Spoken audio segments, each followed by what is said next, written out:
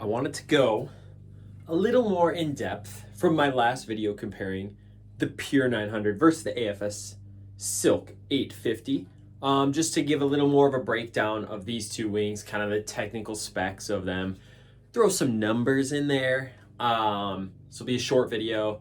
Just felt like I didn't really hit that in the last one, so I want to hit it right now. Going over some numbers, I'll put this on the screen. The Silk 850, this one has an 824 millimeter span and an 8:0 aspect ratio. The Pure 900 has a 900 millimeter span and a 9.2 aspect ratio. Obviously, area of this one's 900 centimeters squared. This one's 850. So boom, there's some numbers thrown at you.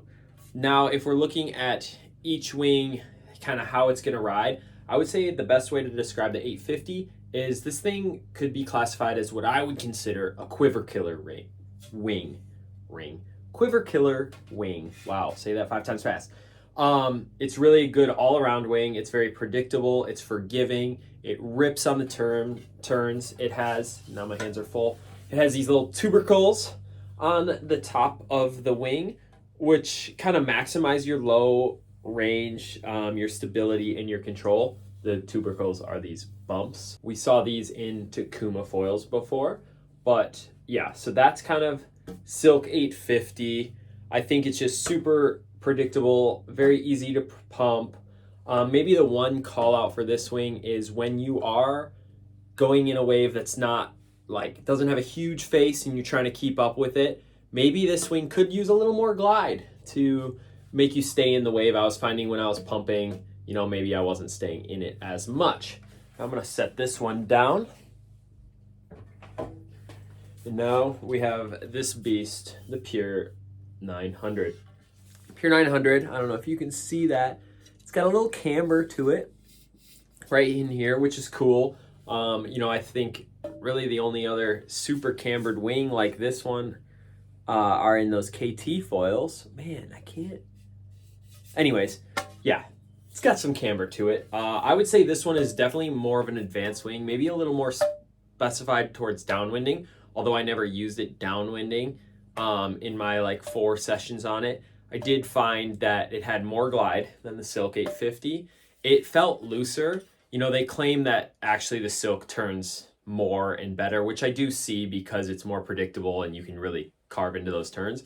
But this thing just felt loose on the wave. I think that's part of it being more advanced also.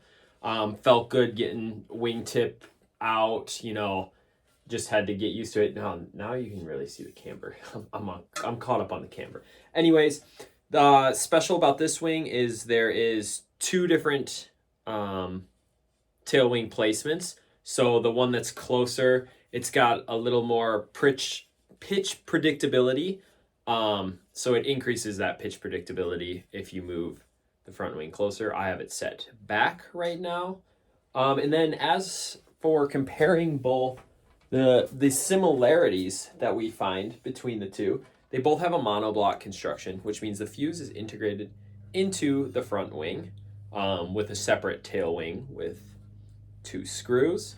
With that monoblock construction, you kind of get the maximum glide and stiffness for these wings, which I definitely felt was a huge benefit for these wings. But overall, I think if you just want an all-around wing that's maybe a little smaller than you're used to and you're looking to dive down, Silk 850, that's your wing.